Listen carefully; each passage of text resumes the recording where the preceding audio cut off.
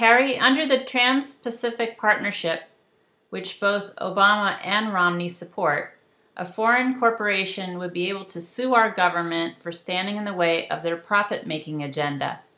An international tribunal made up of 3 attorneys can rule in favor of the corporation, thus making American taxpayers liable for monetary responsibility to clean up environmental damages by the suing corporation and the cost of defense. Wouldn't the TPP effectively overrule our highest court in the land by agreeing to abide by this tribunal's decisions? Doesn't the president give away our country's sovereignty by signing the TPP? Would you allow these negotiations to go on or pull out of these negotiations for the agreement? Well, Judy, the thrust of my campaign is to initiate an Article 5 constitutional convention to pass a democracy amendment that takes the power away from the president and away from the Congress and puts it in the hands of the majority of citizens. And I am confident that the majority of citizens would never approve any of this. And if we don't get this constitutional convention organized and underway, hopefully just as quickly as possible with wartime speed, in my view, we're watching our country and the entire planet we live on being made uninhabitable because people just are letting private corporations run amok. And you don't just clean up these environmental problems. Even to suggest that you can is silly because you can't. Once you poison vast areas of the planet, that's why we're making it uninhabitable to live on this little planet. And the National Academy of Sciences is saying we've passed the point of no return. And if you just saw the weather going on nationwide in this country, we had temperatures of 117 degrees in Kansas. Yeah. People need to wake up. We're in an emergency. Business as usual isn't going to work. Okay, Andre, the Trans-Pacific Partnership?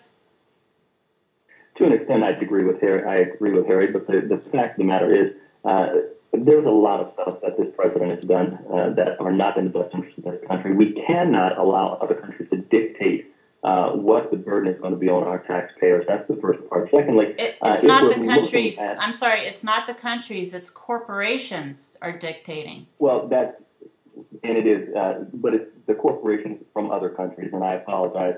These would be alien corporations to the U.S. Out of other countries. And we can't let that be a burden to the American people. However, on top of that, Harry, you're talking about the American public and the majority in Article 5 constitutional environment that you're speaking about. But the problem is, let's look at the last question we had. Most people, the majority of the people in this country, want to be able to make the decisions with their own money. The majority of the people in this country didn't want the health care program that we have. So effectively what you're saying is you want a democracy in certain areas, but in other areas you don't, or you're not in favor of that democratic process. Well, Andre, let me respond to that. I don't know what you're talking about. The majority of people in this country absolutely support Social Security. I don't know where you're getting your information from. And secondarily, don't speak for me. I'm in charge. I believe in democracy, real democracy. We have never had a democracy in this country, ever.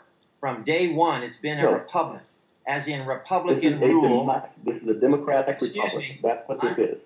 It's not a democratic. I mean, you're confusing the two terms. It comes down to this. Either the majority of citizens are in charge or a tiny handful of lobbyists and who bribe members of Congress are in charge. That's Republican forms of government.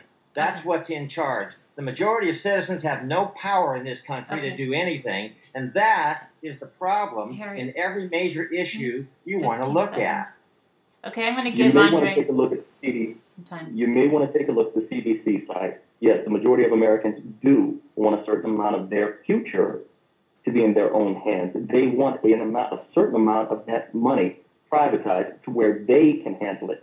I didn't say all of it, and yes, most people do support Social Security, but they also support being able to take hold of their own future and to navigate their own course, not having the government do everything because the government has been taking.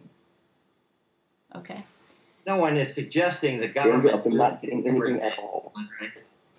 This is, if the majority of citizens are in charge, they are the government. Okay. You're right, they are. They're not now, though.